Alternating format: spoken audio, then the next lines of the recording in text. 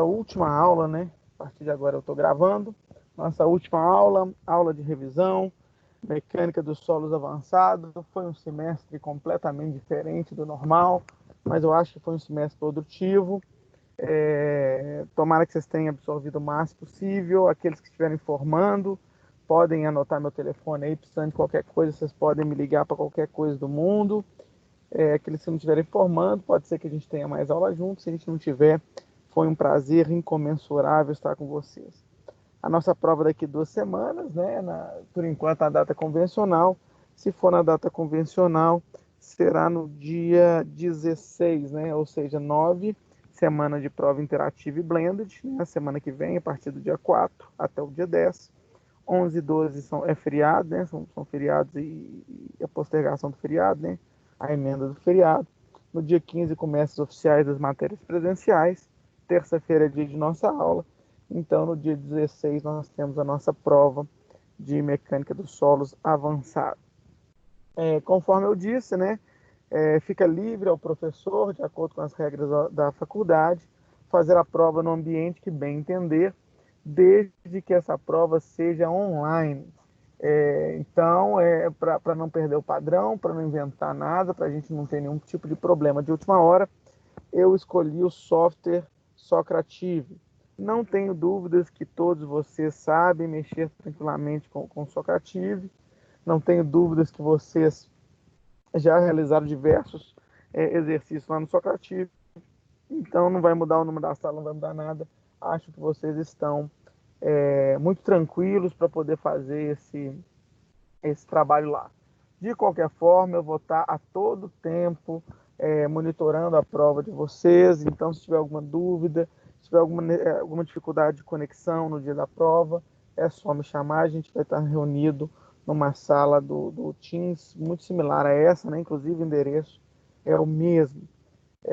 Também, conforme eu falei, a prova vai ser trabalhosa, eu vou colocar muitos exercícios de cálculos, mas eu entreguei para vocês na aula passada um presente, e assim, um presente até para a vida profissional de vocês, que é aquela planilha para poder dimensionar muro de arrimo, muro com tirante, muro de peso. Aquilo vocês podem usar na vida prática de vocês, na vida profissional de vocês, está tudo certinho ali para poder auxiliar vocês no dimensionamento, para poder auxiliar vocês nos cálculos que vão fazer. E, na minha opinião, isso é mais importante que a prova, né? A prova é uma mera formalidade, uma mera exigência para que vocês tenham um aproveitamento mínimo da disciplina.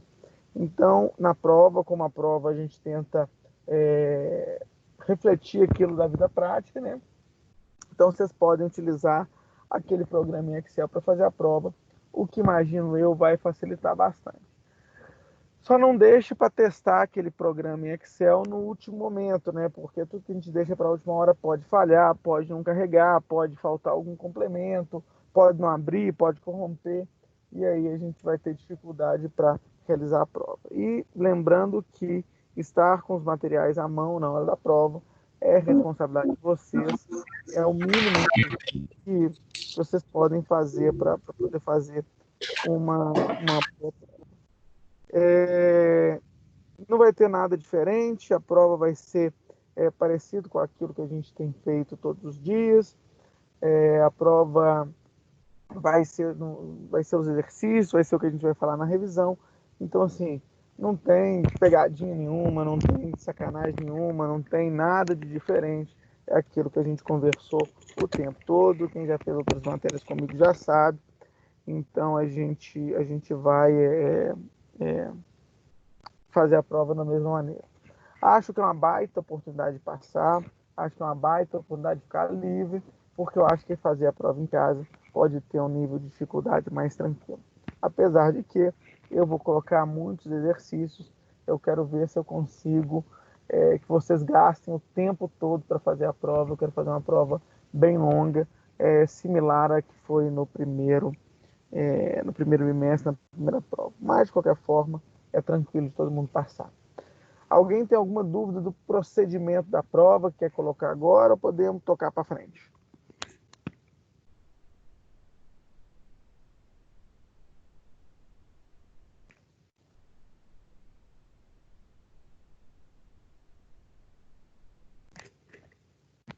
silêncio sepulcral, sepulcral quer dizer que eu posso passar, gente? Pode passar. Beleza. É nos mesmos moldes da primeira prova mesmo. Aí vai disponibilizar o link para a gente resolver e enviar, correto?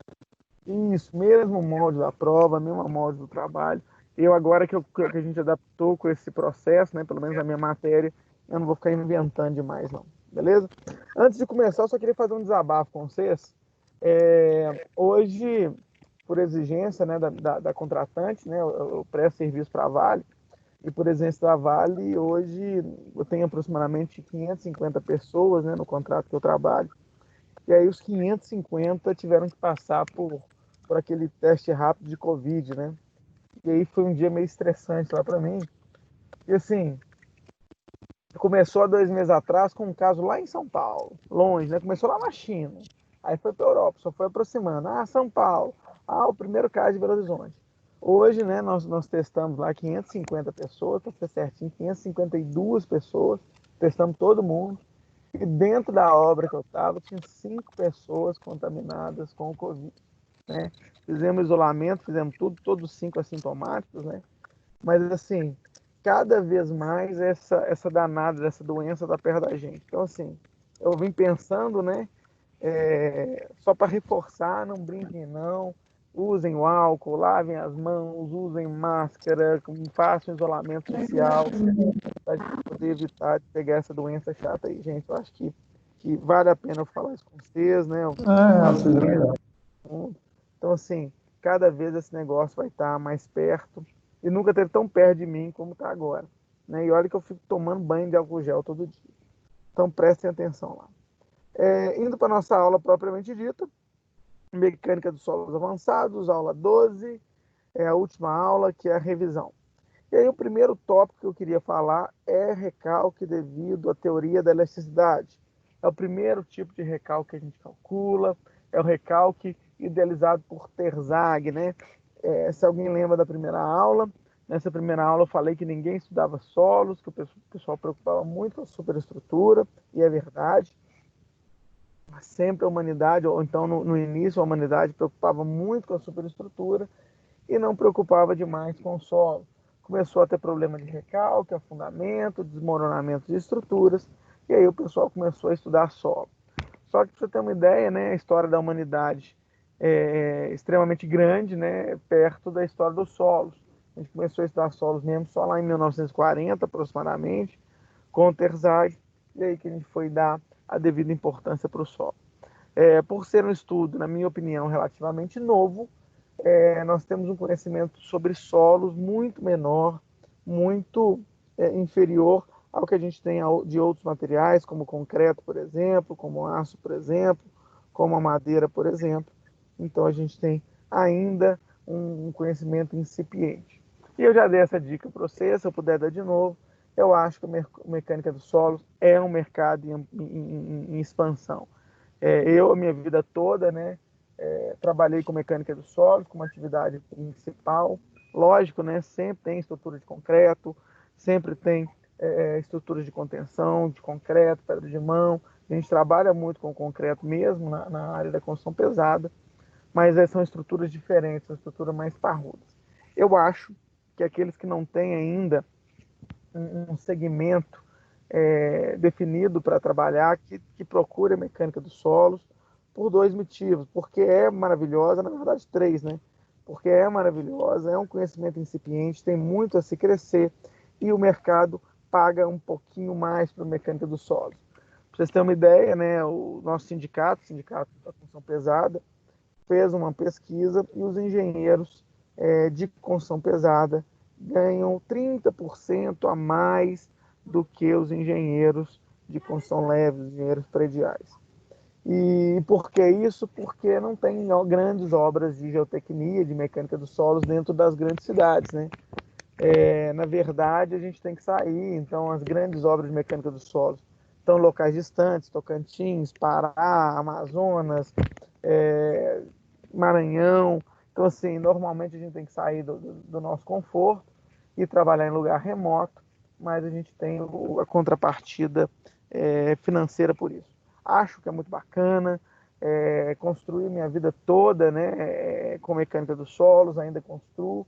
Então acho que é bacana demais a área. Se alguém quiser mais dica aí para frente, pode me perguntar, porque eu acho que é muito bacana, é minha paixão. Então aqui um exemplo, né?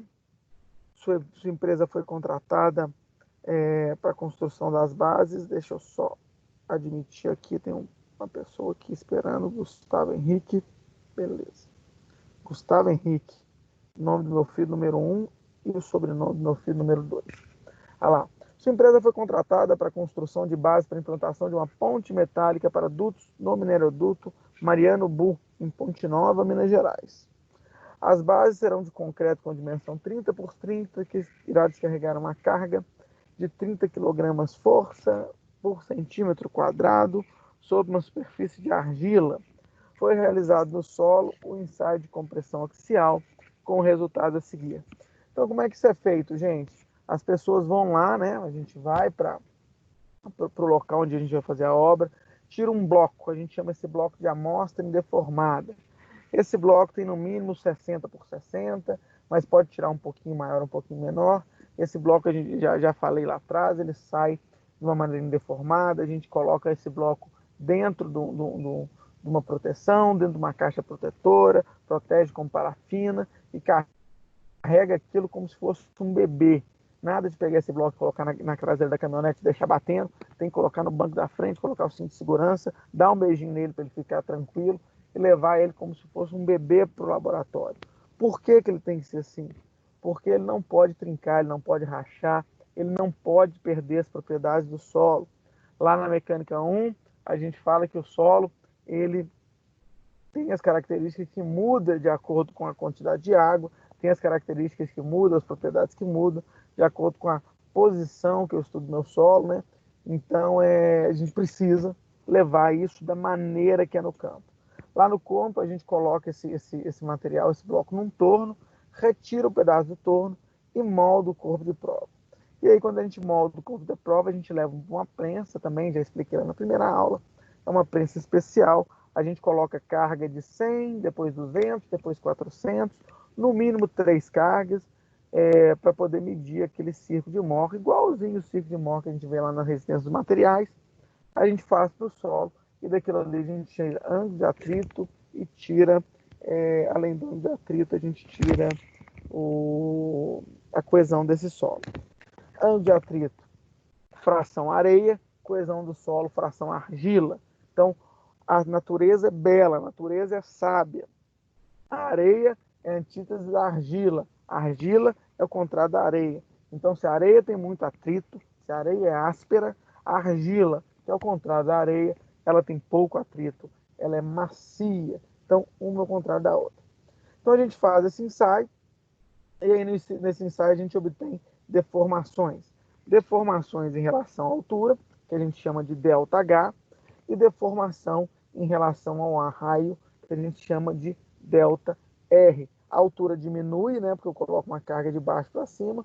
Quando eu diminuo a altura, eu estendo, eu aumento a grossura, né, o diâmetro do meu solo. Então, eu deformo de maneira negativa, ou diminuindo a altura, e aumento, no sentido positivo, ou aumento a circunferência em relação ao raio. E aí, gente, eu obtenho, com base nisso aqui, 2 parâmetros importantíssimos. O primeiro parâmetro importantíssimo é o módulo de elasticidade. Não tem que inventar nada em relação a esse módulo de elasticidade. O módulo de elasticidade é tensão sob deformação. Então, se vocês olharem nesse formulário aqui do lado, está o Ezinho de módulo de elasticidade, aqui em cima está a tensão e aqui embaixo está a deformação. Qual que é a tensão? A tensão que eu utilizei para fazer o ensaio. Nesse exemplo aqui, ó, se vocês olharem o Rho aqui, o Rho está 20 kg força por centímetro quadrado. Então, a tensão é a tensão que eu utilizei para fazer o ensaio, nesse caso aqui, 20. E a deformação? Deformação em relação à altura. Então, tensão sobre deformação. A minha deformação, então, aqui foi 2 em 25. Se eu olhar aqui minhas formuletas também que eu coloquei aqui do lado, Se você olhar aqui o εi, a deformação no sentido horizontal, no sentido da altura, né? Ela é ΔH sobre H. ΔH, variação da altura, 2, sobre o H total, que é a altura 25. Então, eu tenho aí, obtenho facilmente o meu módulo de cidade. E tenho também o meu coeficiente de Poisson. O coeficiente de Poisson é a relação entre a deformação radial, a deformação do raio, depois de eu colocar essa carga de 20 kN por centímetros quadrados, em relação à deformação da altura, a deformação do raio, ΔR sobre R, o que eu variei do raio sobre o raio inicial. Variação da altura eu já falei, ΔH sobre H, o que eu variei da altura sobre a altura inicial. A relação ou a divisão de um sobre o outro vai dar o meu coeficiente de Poisson. E aí eu posso aplicar nessa fórmula do ρ aqui, a primeira fórmula que eu coloquei aqui do lado. O que Terzagh falou? Terzagh falou que o ρ, o meu recalque, é igual o I. O I é um coeficiente de forma da minha sapata, é um coeficiente de forma da minha fundação que vai descarregar sobre o solo. Da onde que vem esse coeficiente de forma? Dessa tabelinha aqui que eu coloquei embaixo, tá vendo? Tipo de placa circular. Meu coeficiente de forma, 0,779. Tipo de placa quadrado. Meu coeficiente de forma, 0,86. Tipo de placa regular, retangular. Se o meu L sobre B, maior lado, dividido por menor lado, for até 2, 1,17. Se meu L sobre B, maior lado L, dividido pelo menor lado B, for igual a 5, 1,66. Entre 2 e 5, 1,66. Se meu L sobre B, maior lado, dividido pelo menor lado, L, maior lado, B, menor lado, for igual a 10, eu tenho, então, de 5 a 10, né? Eu tenho, então, um coeficiente de forma de 2, ok? Vou utilizar sempre o tipo de placa rígida, porque a minha fundação em concreto é mais rígida que o meu solo. Se eu tiver sobre a rocha, isso inverte. Como a disciplina mecânica dos solos não é mecânica das rochas, neste momento vocês podem esquecer esse flexível aqui, vamos trabalhar só com a rígida. A tensão é a tensão que eu aplico, né, o 30 kg força por centímetro quadrado, é a tensão que eu aplico no ensaio, vezes o B, o menor lado da minha sapata, a menor dimensão da minha sapata, do meu bloco, a menor dimensão da minha fundação. Claro que se for circular eu vou utilizar esse B igual ao diâmetro. Sobre o módulo da cidade, que eu já sei calcular, vezes 1 menos o coeficiente de Poisson ao quadrado. Facilmente eu consigo chegar na minha continha ali, no meu recalque. Lembrando que esse recalque é dado em centímetros. Nós já calculamos por diversas e diversas vezes nas primeiras aulas. Eu acho que é desnecessário calcular aqui agora, mas no momento que vocês estiverem estudando para a prova, vocês podem me procurar se tiver alguma dúvida. Eu vou ter prazer em tirar a dúvida.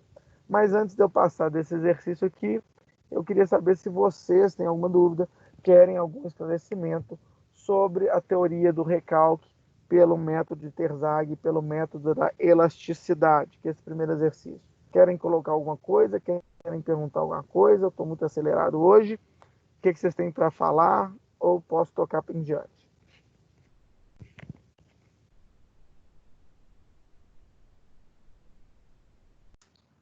Mim pode tocar, viu, Guilherme?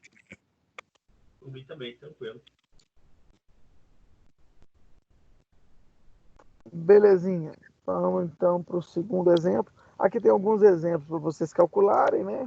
Quando vocês estiverem estudando. Se tiver alguma dúvida, vocês podem me procurar.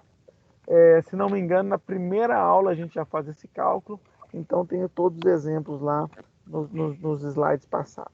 Dúvidas? Me procure. Deixa eu te perguntar. Em cima desse segundo exercício aí, que é 50 por 20, pela aquela tabela vai dar 2,5. Eu faço uma regra de 3 para achar a proporção dela? Não, vou voltar na tabela. Boa pergunta. É o seguinte: se for de 0 até 2, eu uso 1,17. De 2,00001 até 5, eu uso 1,66. De 5,00001 até 10, eu uso 2. Ok? Alguns autores pedem para utilização de regra de 3, mas eu estou usando aqui o que Terzagh definiu. Então, Terzagh definiu assim, eu vou seguir o parâmetro de Terzagh. Mas em alguns livros, em alguns autores, você vai poder verificar que o pessoal faz realmente uma ponderação aí, mas eu estou usando o cálculo raiz, o cálculo da forma que Terzagh fez. Respondido aí? Respondido. No 2, então, eu usaria como se fosse o LB5, né? No exercício 2. No exercício 2, 50 dividido por 20 dá quanto? Dá 2,5. 2,5. 2,5 você vai usar 5, exatamente. Beleza, 1,36. obrigado. E aqui no exercício 3, né? Tá vendo que o exercício 3 está falando de diâmetro? Quando for diâmetro, o meu B, então, vai ser igual ao meu diâmetro. Ok?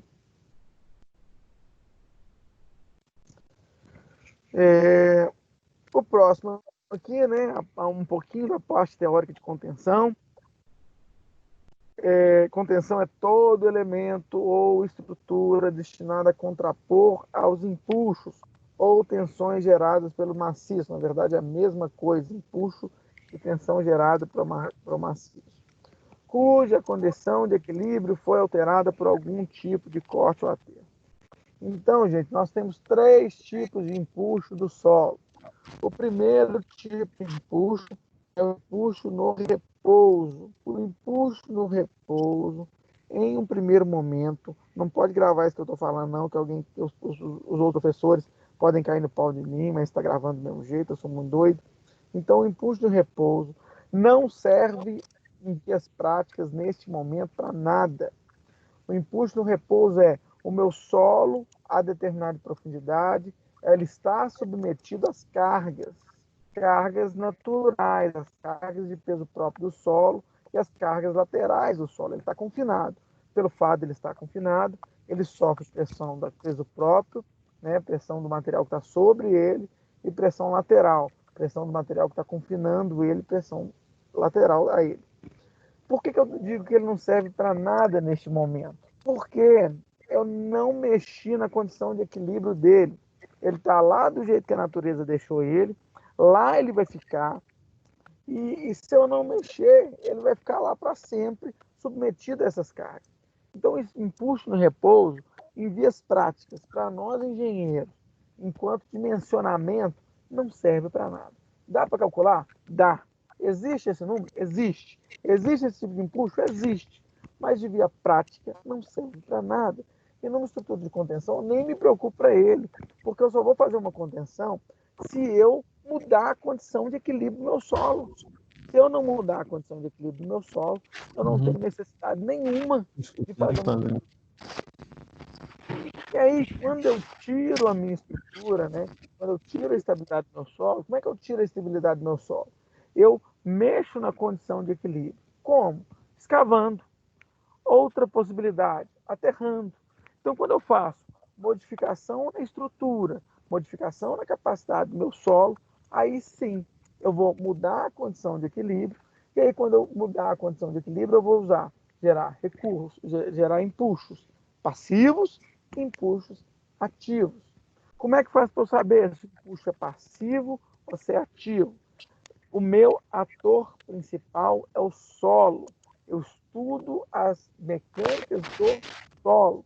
Então, meu solo faz o papel principal. Então, se o meu solo faz uma carga sobre a minha estrutura de contenção, eu tenho, então, um empuxo ativo. O meu solo é o ator. Ele que está fazendo a carga sobre a minha estrutura de contenção. Agora, eu posso também ter a minha estrutura de contenção fazendo uma pressão, uma carga sobre o meu solo. Então, quando a minha estrutura de contenção que faz a pressão sobre o meu solo, ou em outras maneiras, em outras palavras, quando o meu solo é que recebe a carga de uma estrutura de contenção, o meu solo, então, é passivo. O meu empuxo, então, é passivo. Então, o empuxo ativo, O solo faz a carga sobre a minha estrutura de contenção. Empuxo passivo. A minha estrutura de contenção faz a carga sobre o meu solo. Gente, isso é maravilhoso. Isso é lindo. Olha que coisa mais linda. Eu vou falando com vocês, vou imaginando lá no campo os negócios acontecendo. É muito legal. Gente, vocês têm que fazer solos.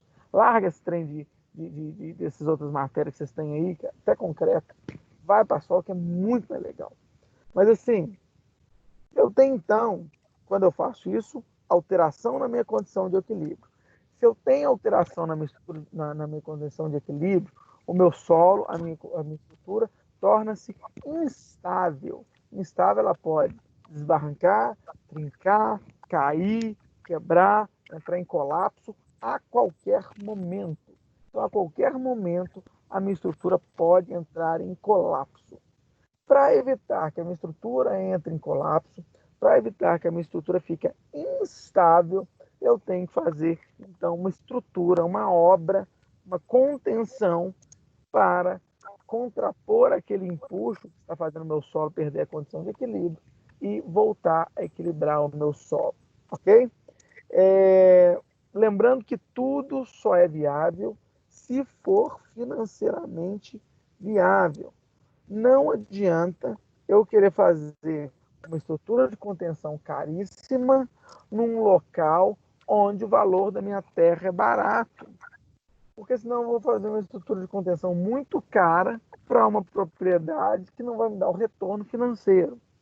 Ao passo que não adianta, ou então é desnecessário, ou então é um contrassenso, fazer uma estrutura de contenção muito cara em um terreno nobre. É melhor eu investir mais numa estrutura de contenção para que eu tenha, então, um valor do meu terreno muito maior, para que aquela estrutura de contenção valha o investimento.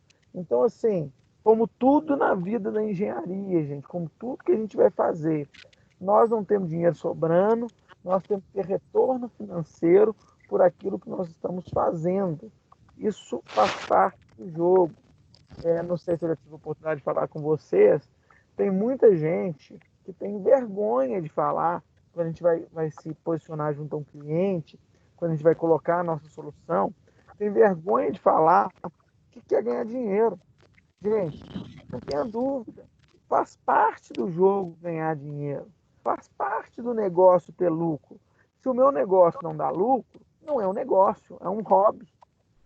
Se eu não estou na minha profissão para ganhar dinheiro, eu estou ferrado. Eu vou viver de quê? Então, ganhar dinheiro faz parte do jogo. A qualquer custo? Não, gente, de maneira honesta. Dá para ganhar dinheiro honestamente. Então, de maneira honesta, joga, claro, com seu cliente. Joga, precisa de uma viabilidade financeira. Também o seu cliente, para fazer um investimento, também o seu cliente para te contratar, ele precisa de uma viabilidade econômica. Ninguém faz obra, a não ser por hobby, né, gente, que é muito difícil, mas ninguém, construtora nenhuma, constrói um prédio pensando em, não, vou dar para esse meu primo ou aquele meu irmão. Não, é com o intuito de retorno financeiro. Então, tal como a vida profissional, tal como a construção de uma barragem, tal como a construção de um prédio, tal como qualquer atividade da engenharia civil, a execução de um projeto, por exemplo, ele tem que dar lucro. Então, a estrutura que eu defini para fazer a contenção, tem que ter um balanço técnico e financeiro. Qual que é o balanço técnico? A estrutura tem que ser adequada, a estrutura tem que funcionar, ela não pode romper, ela não pode cair, ela tem que ser funcional. Então, tecnicamente, tem que ser ok. E, além disso, o meu cliente tem que conseguir pagar. Porque eu posso ter uma solução técnica maravilhosa, linda, sensacional. Se eu não tiver um cliente para pagar aquela minha estrutura, ou se eu não tiver um dinheiro para retornar o investimento daquela minha estrutura, não vale a pena. Então, toda vez que eu fizer um projeto, eu tenho que levar, lógico, características técnicas em consideração, né? Mas eu preciso também levar características financeiras em consideração. Eu tenho que ter um retorno daquele meu investimento. Então, beleza? Eu sei que o custo é passivo, eu sei quem puxa ativo, vou escolher então a minha estrutura de contenção, mas quando eu escolher a minha estrutura de contenção, eu tenho que estar em mente que aquilo tem que ser tecnicamente viável. O que é tecnicamente viável? Não vai entrar em colapso. Ele tem que ser financeiramente viável. O que é financeiramente viável? O meu cliente vai conseguir pagar, ou eu vou ter um retorno econômico daquilo que eu estou construindo. Gente, é muito importante. Fazer um projeto é maravilhoso. Fazer um projeto nos engrandece. Ter em mãos soluções técnicas é muito bacana. Mas para eu tirar o negócio da cabeça e colocar no papel, eu preciso que seja financeiramente viável. E aí eu já vou criticar o TCC de vocês. Eu, assim, participo de diversas apresentações de TCC e tenho muito prazer em participar das apresentações de TCC. Acho que o TCC é um momento nobre da vida escolar de vocês. Vocês pegam 5 anos que vocês têm de faculdade e falam: o que você produziu em termos de conhecimento? É o seu TCC. É o que você ficou 5 anos fazendo. O que você produziu? É o seu TCC. Então, assim, vejo trabalhos tecnicamente muito bons, mas são raros aqueles que levam a condição financeira lá dentro. Eu acho que o TCC de vocês, de maneira geral, né, dos vários e vários que eu já participei de banca, falta colocar um quesinho financeiro lá dentro. Gente, faz parte do jogo a parte financeira do negócio. Então, aí eu tenho, né, das minhas soluções técnicas, lembrando que o financeiro deixei guardadinho aqui, mas das minhas condições técnicas, eu divido a minha estrutura de contenção em 2 grandes grupos. Qual que é o primeiro grande grupo? Quando eu estabilizo o meu sistema externamente. Estou chamando aqui de sistema externamente estabilizado. Ou outro, quando eu utilizo o meu próprio solo para reforçar o solo. A gente chama de sistema internamente estabilizado. Então, assim, nomenclatura apenas, mas eu tenho que lembrar, no externamente estabilizado, eu uso outra estrutura para estabilizar o meu solo. Outra estrutura como estrutura de contenção.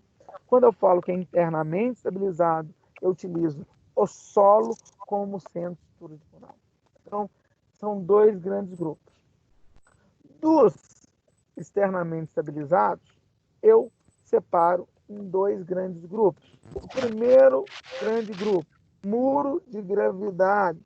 Eu utilizo o peso próprio do meu muro para poder realizar a contenção. Então, eu tenho um muro de gravidade ou um muro de peso quando eu utilizo o peso do meu muro para estabilizar o meu solo. E aí, o que é isso? É aquele muro grande de concreto, muro de enroncamento, gabião, muro de contraforte, ou seja, são muros de grandes dimensões, são muros muito pesados. Aí aqui, ó, os exemplos que eu coloquei: muro de peso, gabião, muro de contraforte, muros mistos.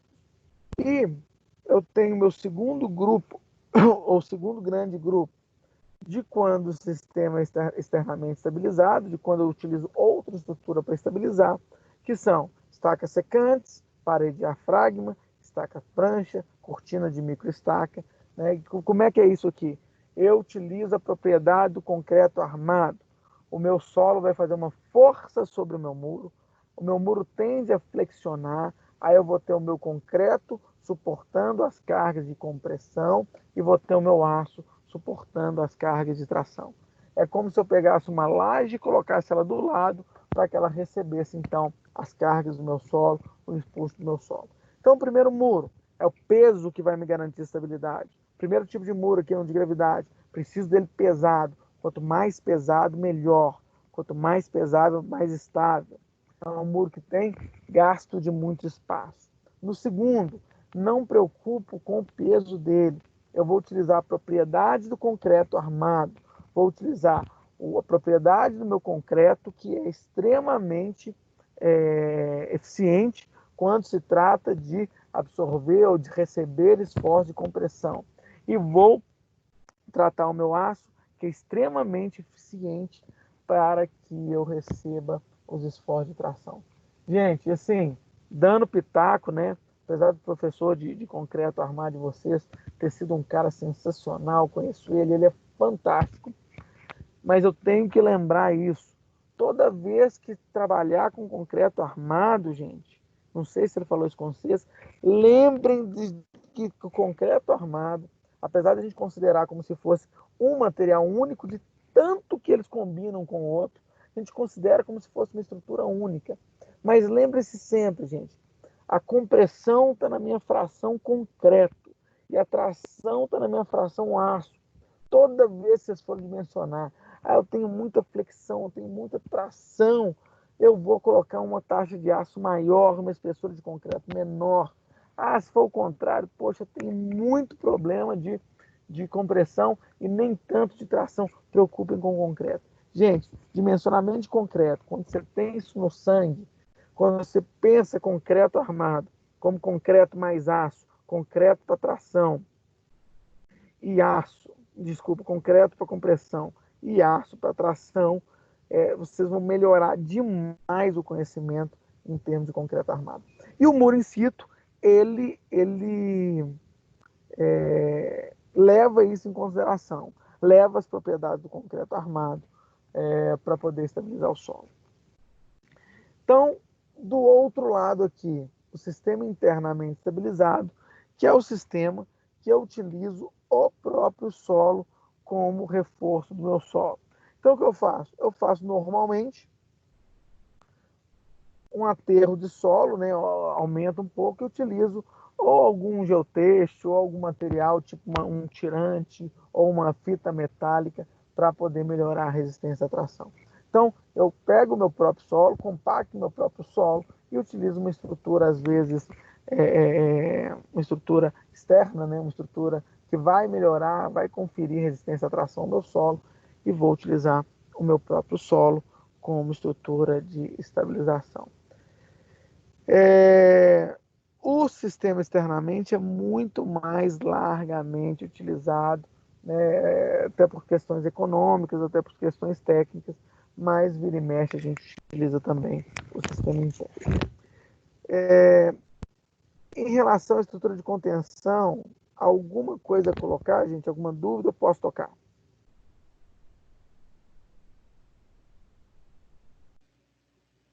Pode tocar.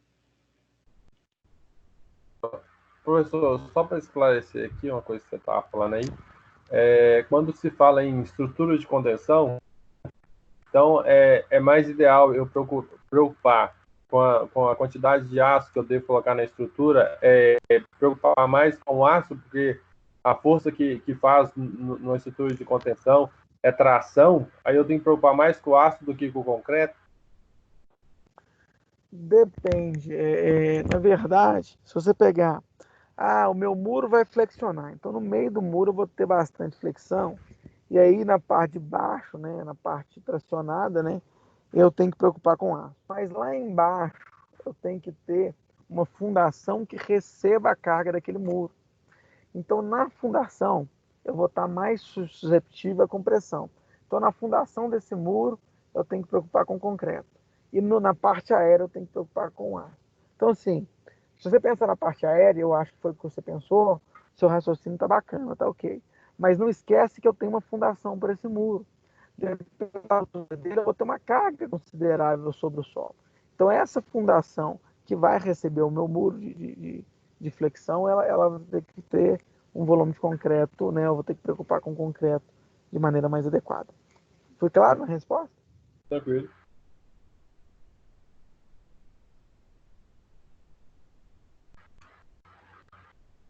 Posso tocar, gente?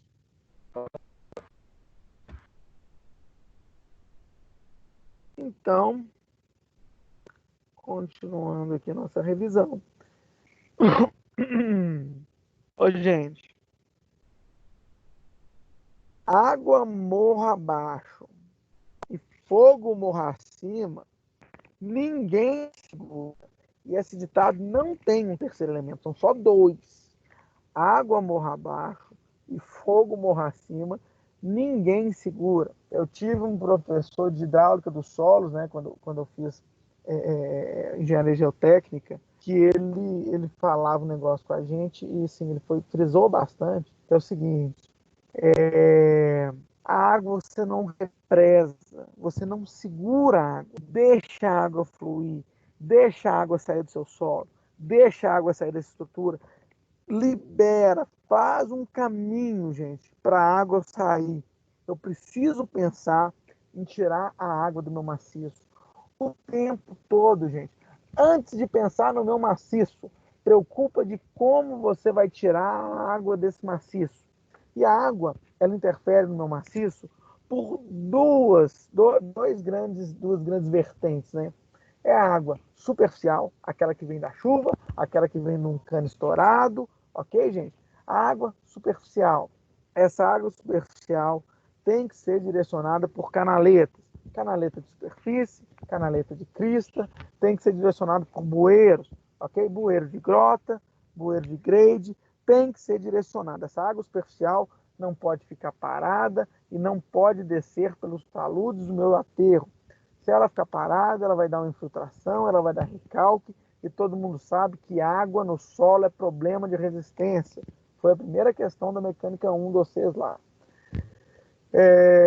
Então eu preciso tirar essa água do meu solo, tanto a água superficial quanto a água interna. Eu também tenho a pressão da água, que a gente chama também de pressão neutra ou de poropressão. Eu preciso tirar essa água do meu maciço terroso para que minha poropressão não suba demais e eu não tenha problema de estabilidade.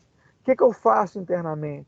Um filtro de areia, um filtro de brita, um filtro de areia, brita e bidim, coloco tubo corrugado, mas eu preciso ter dispositivos para tirar a água de dentro do meu maciço.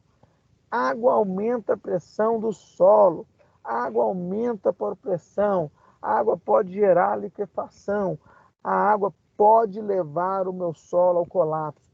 E não tem jeito, gente. Eu não consigo barrar a água.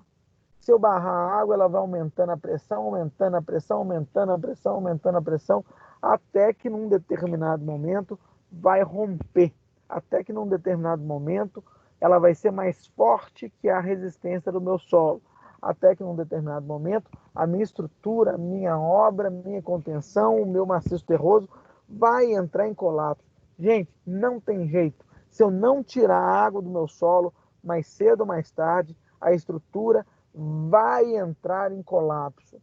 Observe que eu não estou falando que ela pode, observe que eu não estou falando que ela tende. Eu estou falando, se vocês não tirarem a água do solo, da estrutura de solo de vocês, da obra de terra de vocês, a estrutura vai entrar em colapso, ok? Não é pode, não é talvez, não é pode ser, a estrutura vai entrar em colapso. Eu acho que eu não preciso ser mais veemente nesse negócio de drenagem. E se eu quero passar um recado para vocês em relação à estrutura de contenção, é que façam drenagem, drenem a água, tirem a água do maciço a todo custo, porque se vocês não tirarem, a estrutura vai, ok, gente? Não tenho dúvida, não. A estrutura vai entrar em colapso. Então, assim, eu tenho que, nas minhas estruturas de contenção, prever o dispositivo de drenagem. Tanto a drenagem superficial, que é a água que corre sobre os meus taludes, a água que corre sobre a minha plataforma, a água que vem de chuva, a água que vem de caminhão-pipa, a água que vem no cano que estourou, sei lá de onde que vem essa água, mas se ela veio para a minha superfície, eu tenho que ter dispositivos de drenagem superficial para tirar a água dali. Segundo, a água do lençol freático, a água que se infiltra no solo devido à chuva, intempéries.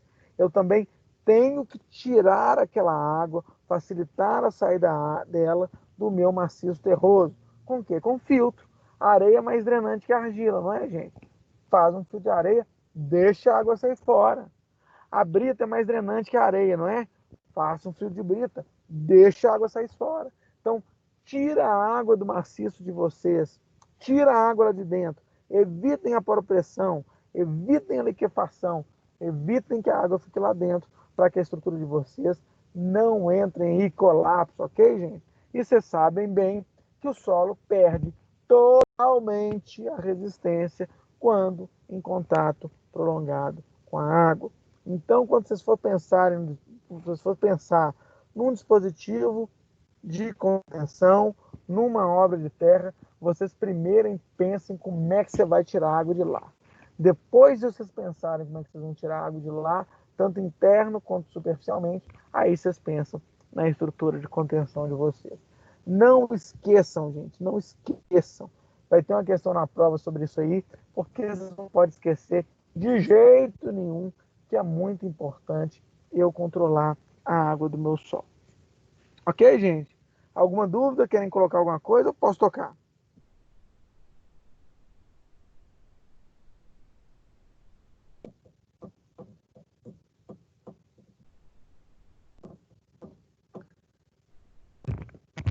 Não, fala alguma coisa aí para não sentir solidão. Toca aí. Toca aí. Professor, Beleza, eu tô me sentindo sozinho. Olha, vocês não sabem como é que é ficar olhando pra tela, que é um monte de bolinha. Às vezes esse monte de bolinha e vocês calados aí. Dá uma tristeza danada, cara. Tô doido pra voltar às aulas, muito melhor. saudade da prova, professor.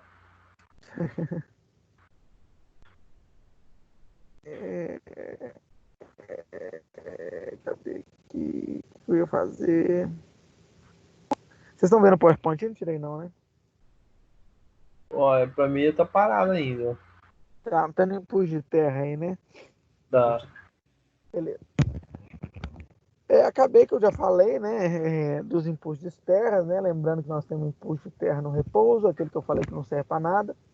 O impulso de terra ativo, o impulso de terra passivo. Aproveitar que eu estou nesse slide aqui, o ativo é quando o solo faz a força sobre a minha estrutura de contenção. O passivo é quando o solo recebe a força da minha estrutura de contenção. Lembrando que o impulso de terra passivo sempre é bem maior do que o impulso de terra passivo, ok? Não, desculpa. Apaga tudo que eu falei. Lembrando que o impulso de terra ativo é bem menor que o impulso de terra passivo. Então, passivo maior, ativo menor. Se eu achar o contrário, se eu estiver fazendo uma conta e achar o contrário, é porque alguma coisa de errado eu tenho lá e eu tenho que dar uma verificada nos meus cálculos, ok? Então, já falei do impulso ativo, já falei do impulso passivo, posso passar esse slide aqui. E também já falei, né, daquilo que faz o meu solo resistir. Mas não custa lembrar, né?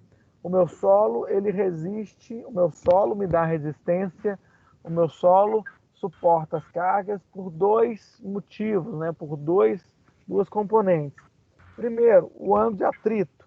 O ângulo de atrito o atrito, né? O contato de partícula de grão com partícula de grão do solo. Como é que eu posso perceber isso na prática?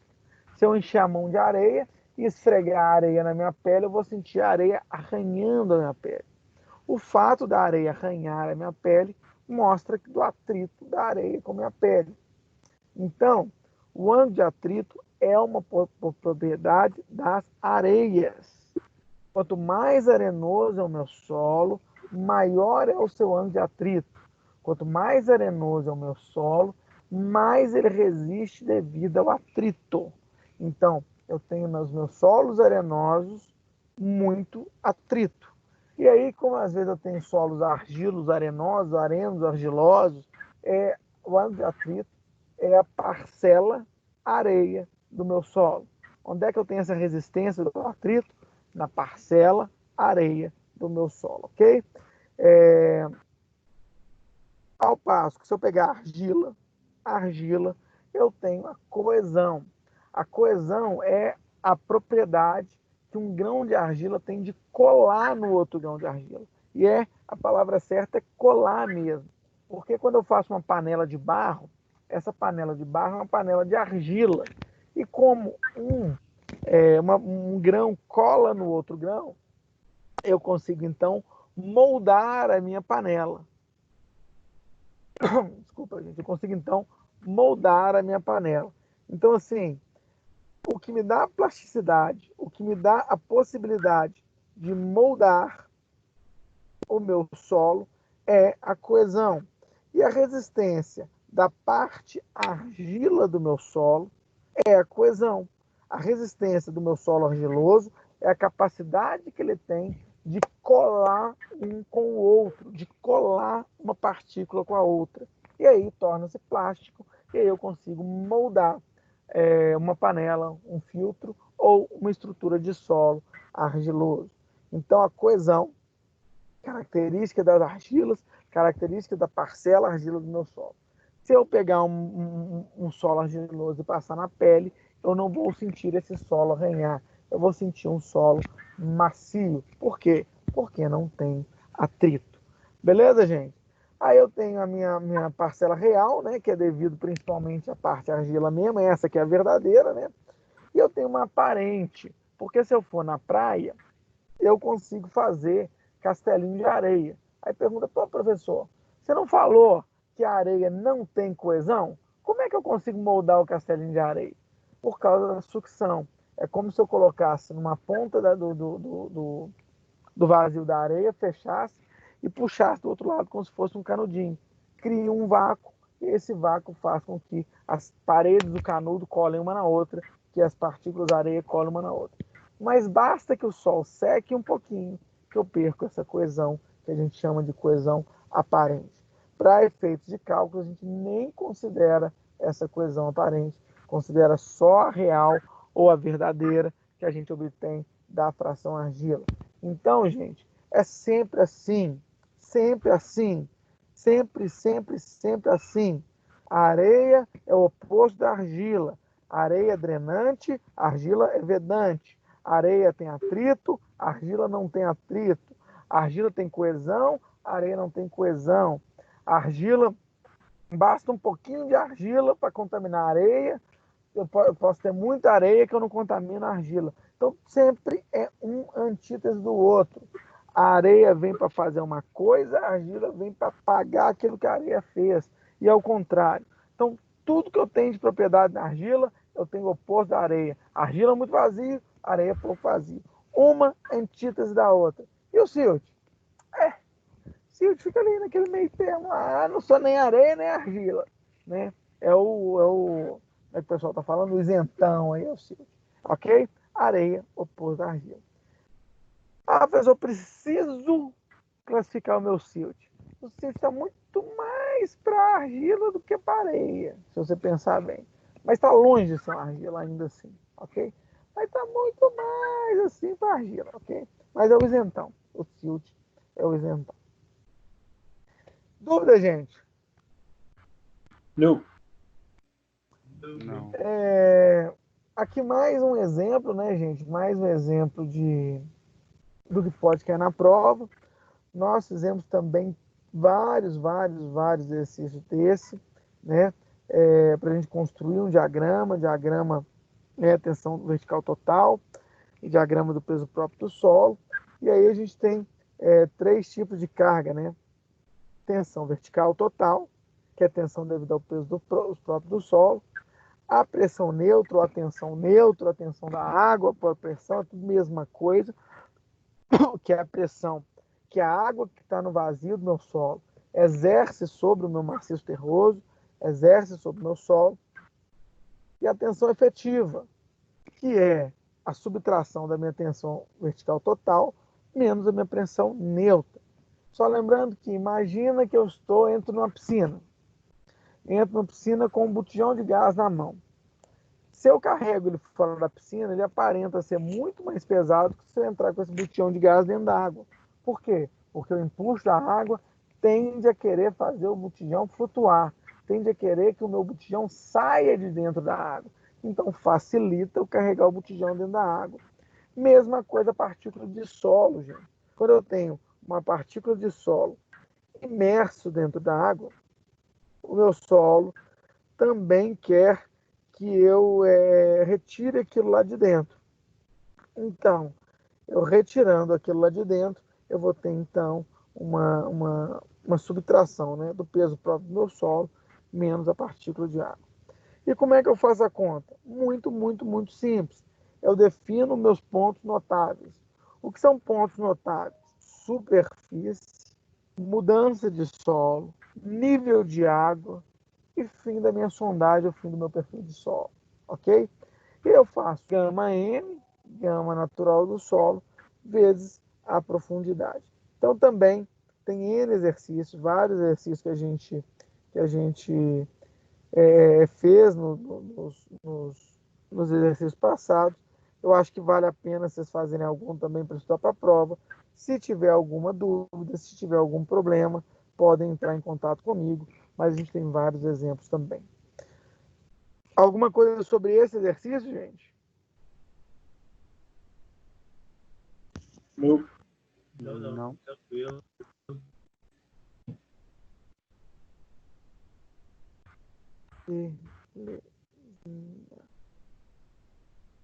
Então vamos lá. Mais um exercício.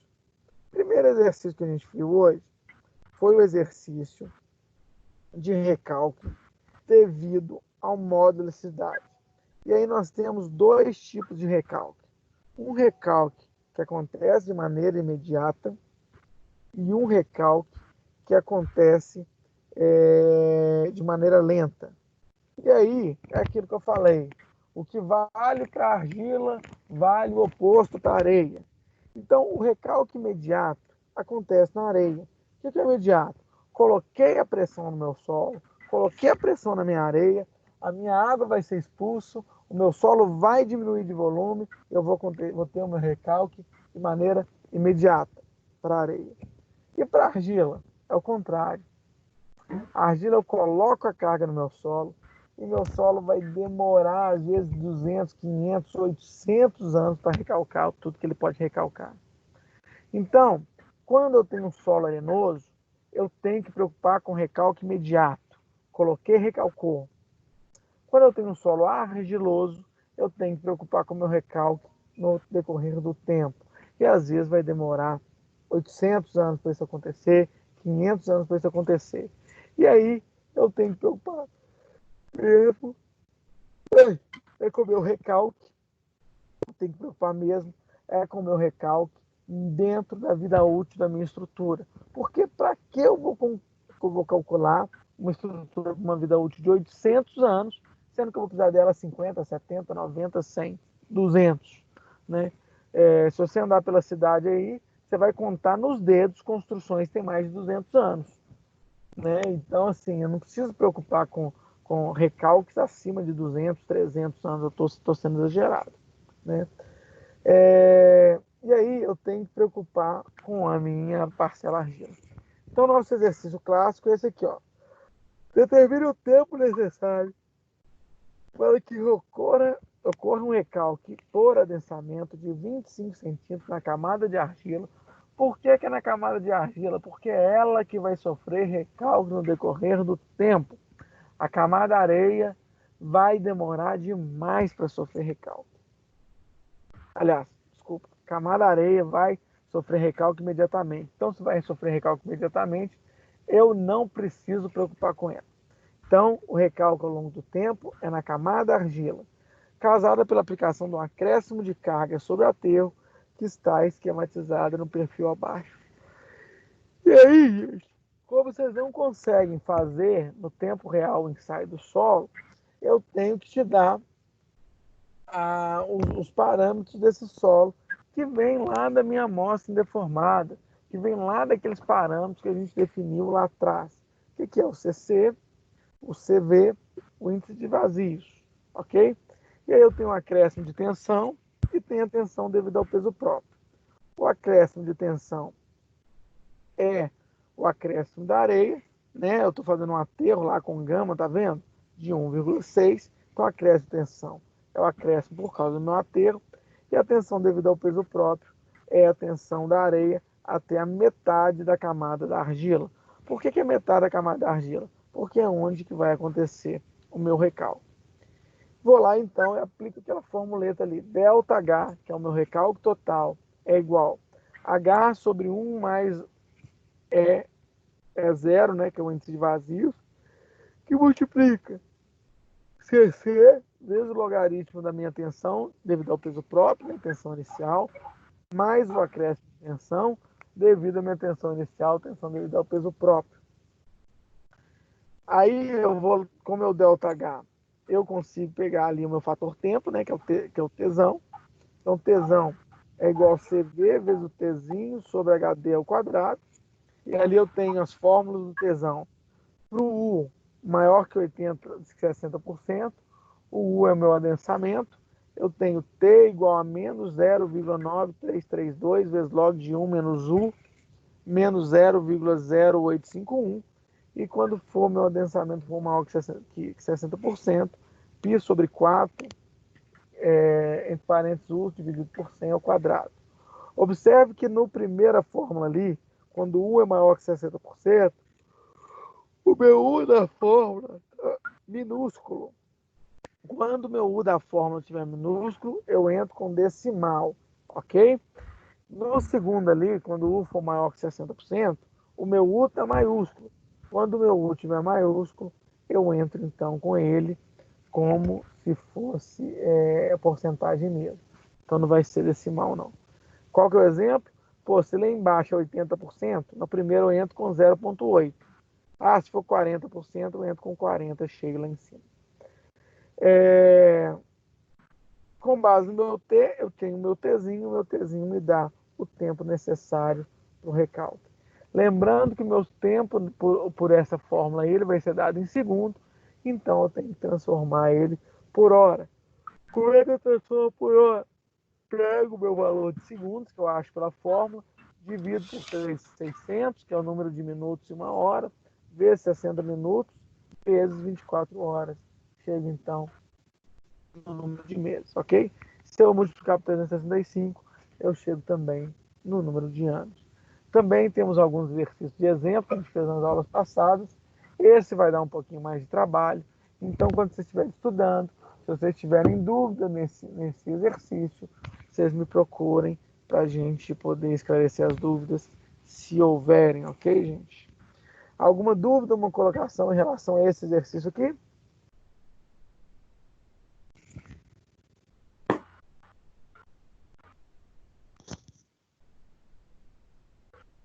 Não. Beleza. Aqui, né, gente, o empuxo, né, a gente calcula empuxo passivo e ativo. Eu tenho várias possibilidades de cálculo de empuxo, né? Coloquei aqui um exemplo. Então, lembrando que empuxo é a área, né? Então, eu tenho que calcular tensão ativa, da mesma forma que eu calculo, né? As minhas tensões efetivas. Eu tenho que calcular, então, tensão ativa na superfície, tensão ativa quando eu tenho mudança de profundidade, tensão ativa quando eu tenho mudança de tipo de solo.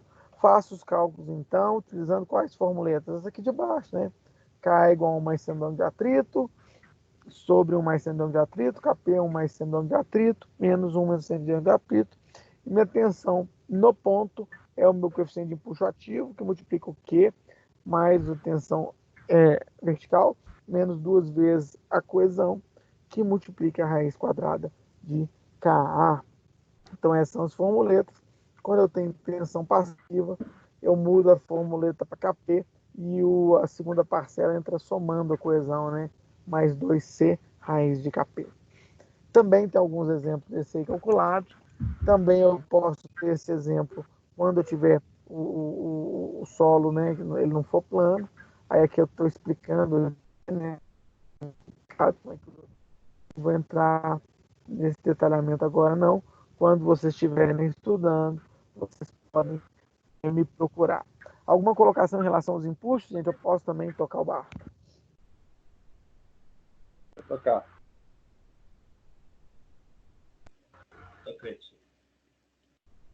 Vou continuar. Beleza. Então, mais um exemplo, né? Aqui eu já estou falando de um pouquinho de estrutura de fundação.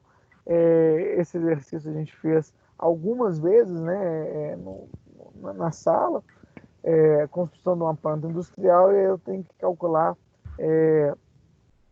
a tensão devido ao acréscimo de tensão na carga externa, né? A tensão devido ao acréscimo de tensão na fundação, nesse caso aqui é um radier, para várias profundidades. Também fizemos N exercícios desse aqui. Também quando vocês forem estudar, se vocês não tiverem com exemplo, né, eu tenho que usar meus gráficos, vocês podem me procurar. E outro similar é quando eu tenho a minha sapata circular. Então, utilizo esse primeiro caso aqui, quando eu tenho uma sapata retangular ou quando eu tenho um radier, e utilizo esse segundo exemplo aqui, quando eu tenho carga circular. O ábaco da carga circular é esse que parece um bulbo, esse que vocês estão vendo na tela agora. Quando eu tiver sapata circular, eu utilizo esse ábaco. Quando eu tiver retangular, eu utilizo esse ábaco aqui, que parece várias letras S, né? Não sei, mas é esse que estão aparecendo para vocês. Atenção para a chavinha de interpretação do ábaco. MB sobre Z, NA sobre Z. E mostrando que A é a maior aresta, B é a menor aresta, Z é profundidade. Sempre que eu estiver falando de solo, a profundidade será Z. Alguma dúvida? Guilherme, quando for circular, tem como só você explicar como é que interpreta o gráfico lá, os valores do gráfico circular? Claro. Tá vendo o gráfico aí? Sim. Pois é. Isso aqui são vários bulbos de pressão. O que é o bulbo de pressão? Lá na época eu falei de como é que o solo recebe as cargas, ele recebe espraiada. O que acontece? A carga abre, como meu solo é um componente granular, ele recebe a carga de uma estrutura externa, por exemplo, uma sapata de concreto, ou um bloco de fundação, ou um tubulão, e espraia as cargas. Ele vai transmitindo as tensões de grão a grão, espraia a carga e abre a carga. E aí, essa abertura de carga, ela tem um fenômeno, né, que ela faz de bulbo de tensão. O que é esse bulbo de tensão? Cada linha escura que você está vendo nesse ábaco aí, ela é uma equipotencial. Ela tem tensões iguais em toda essa linha. Então, por exemplo, essa primeira linha aqui é 0,90. Então, em toda essa linha aqui, eu tenho 0,90 da minha carga inicial. A minha segunda linha é 0,80. Então, em toda essa linha aqui, eu tenho 0,80 da minha carga inicial. Lógico, né? O que tiver entre 80 e 90 aqui, ó, eu tenho entre 80 e 90, traçando aqui paralelo, parecido às minhas curvas. Então, se eu for aqui para baixo, aqui é 0,50. Então, em toda essa linha aqui do 0,50, eu tenho 0,50 da minha tensão inicial. Aqui eu tenho 0,30.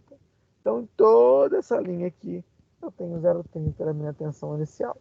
E aí eu vou fazer aqui, ó, aqui em cima, X sobre R. X é a distância do eixo da minha fundação, R é o raio da minha fundação. E aqui do lado de cá é Z sobre R. Z, profundidade, R é o raio da minha fundação. Calculo então, lanço X sobre R aqui na horizontal, lanço Z sobre R na vertical, onde tocar vai ser o ponto que eu tenho que acrescer minha pressão. Se tocar essa linha aqui, por exemplo, é 0,90 da minha carga inicial. Foi claro, Guilherme? Beleza. Só para critério de exemplo, se der acima do 0,90 ali, eu posso estipular o valor até chegar no zero lá, né? Que aí seria um 100 no total. Se pegar no zero, vai ser o 100, você vai colocar 0,91, 0,93, 0,97, assim sucessivamente. Beleza, valeu. E aqui, gente, o cálculo da aula passada, né? Esse eu recomendo fortemente na prova e na vida prática de vocês. Vocês usarem aquela planilha Excel que eu mandei para vocês. Aquilo de fato é um presente. Aquilo de fato é uma coisa muito bacana para se utilizar. Então, assim, você consegue calcular com 2 palitos esse tipo de muro aqui. Aqui embaixo está a fórmula. Se alguém quiser calcular da maneira da raiz, o que é calcular da maneira da raiz? Fazendo a equação do primeiro grau, fazendo a equação do terceiro grau, desenvolvendo aquelas regras matemáticas, pode fazer também. Então aqui tem um exemplo de muro sem tirante, um exemplo de muro com tirante, que é o que eu até coloco o cálculo, e o exemplo de um muro de peso. São os 3 que podem cair na nossa prova. Então, aqui tem um exemplo de cálculo do muro de peso, mas eu não vou entrar no detalhe, não, vou deixar vocês estudarem. E aí, se tiver alguma dúvida, vocês falam comigo. Falei para Dedéu e passei toda a matéria que eu pretendo colocar na prova. Alguém tem alguma dúvida, quer fazer alguma colocação, quer colocar alguma coisa, quer perguntar alguma coisa? Tem alguma coisa a colocar?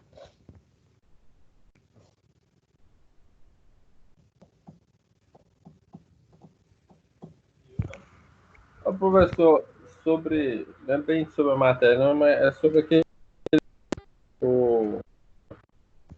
os exercícios no Excel que eu coloquei, que eu pedi para o senhor para dar uma olhada, legalzinho.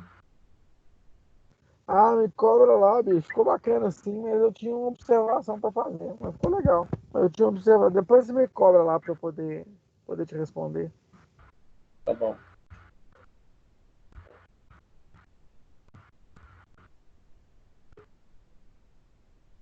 Alguém quer colocar alguma coisa, gente?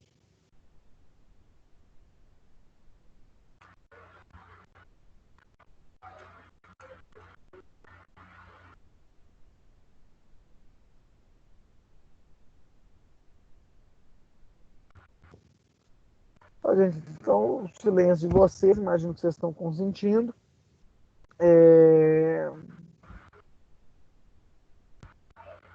Contem comigo se precisarem. Muito obrigado por esse semestre, muito obrigado por ter mentorado.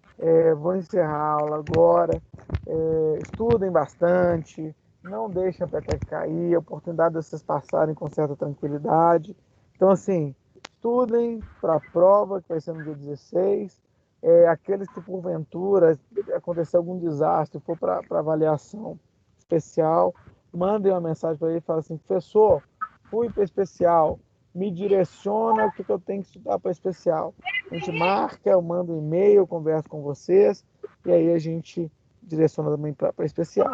Mas eu acho que tocando direitinho, levando direitinho, não vai ter grilo nenhum, e vocês vão fazer uma boa prova, normal, né? Sem precisar de prova especial. Alguma dúvida, gente? Pode encerrar? Vocês têm alguma coisa para colocar? Por mim, tá tranquilo. Por mim também. Pode encerrar. Tudo bem, Guilherme.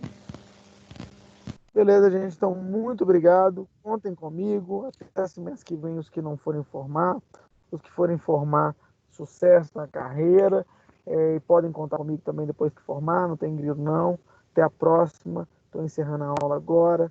Muito, muito, muito, muito obrigado.